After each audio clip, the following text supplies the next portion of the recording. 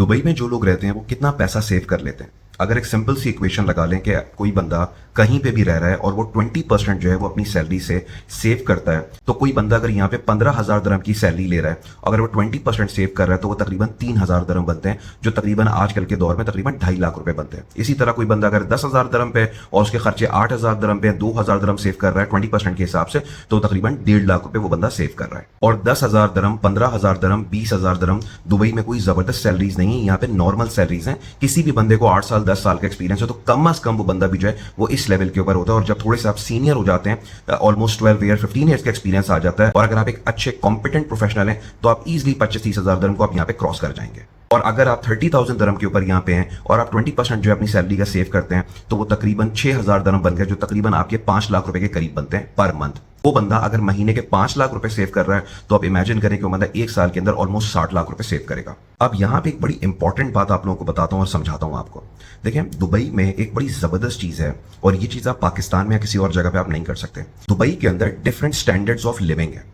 अगर एक बंदे की 25 से 30,000 दरम सैलरी है तो वो यहाँ का एक बैंगलो अफोर्ड कर सकता है, वो यहाँ का विला में रहना अफोर्ड कर सकता है। लेकिन अगर वो ये कॉल लेता है कि नहीं यार, मुझे अभी विला में नहीं रहना, मुझे अगर बैंगलो में नहीं रहना, मैं एक आराम से 2 बेडरूम हॉल के एक जबरदस्त से अपार्टमेंट के अंदर रहता हूं, तो जहां उसका रेंटल 10,000 दरम उसको देना होगा, वो यहाँ पे 4,000 दरम में भी रह सकता है।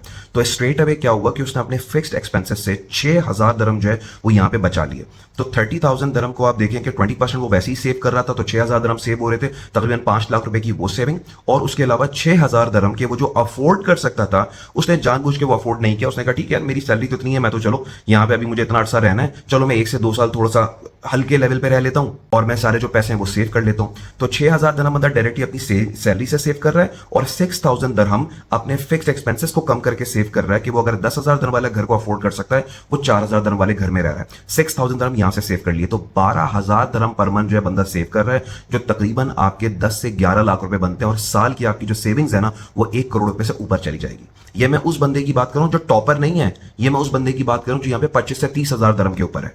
और पाकिस्तान से जो मैं कंपैरिजन स्टैब्लिश कर रहा था, वो मैं ये कर रहा था कि अगर दुबई के अंदर अगर आप एक बैंगलोर के अंदर नहीं रह रहे और आप एक फ्लैट के अंदर रह रहे हैं, तो इट्स नॉट लाइक कि आपको बड़ा कॉम्प्रोमाइज करना पड़ रहा है अपने स्टैंडर्ड ऑफ लिविंग के ऊपर।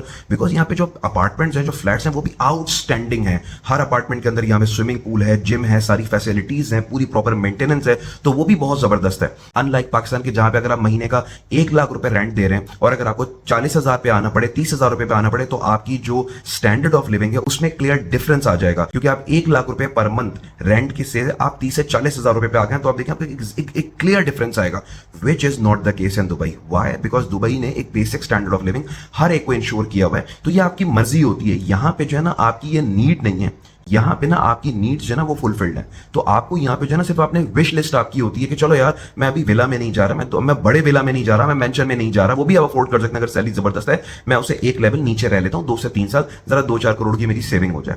पाकिस्तान के अंदर आपको कॉम्प्रोमाइज करना पड़ेगा कि नहीं यार, अगर मैं थोड़ा नीचे जा रहा हूँ तो ठीक है यार, फिर मैं अपने स्टैंडर्ड ऑफ लिविंग को नीचे कर रहा हूँ और मुझे कुछ अर्सा जो है ना फिर बर्दाश्त करना पड़ेगा, बेयर करना पड़ेगा, ताकि मैं कुछ सेविंग्स कर सकूँ। ये डिफरेंस है दुबई की लाइफ के अंदर और आपकी जो बेस कंट्री है उसकी लाइफ के अंदर। अगर आप थोड़े से भी स्मार्ट है ना, थोड़े से भी समझदार है ना, तो आप जो यहाँ पे सेविंग्स कर सकते हैं ना, जो आप पाकिस्तान के अंदर आप कोई 30 सालों में आप जो सेविंग करते हैं ना, वो आप सिर्फ यहाँ पे 5 साल के अंदर कर सकते हैं।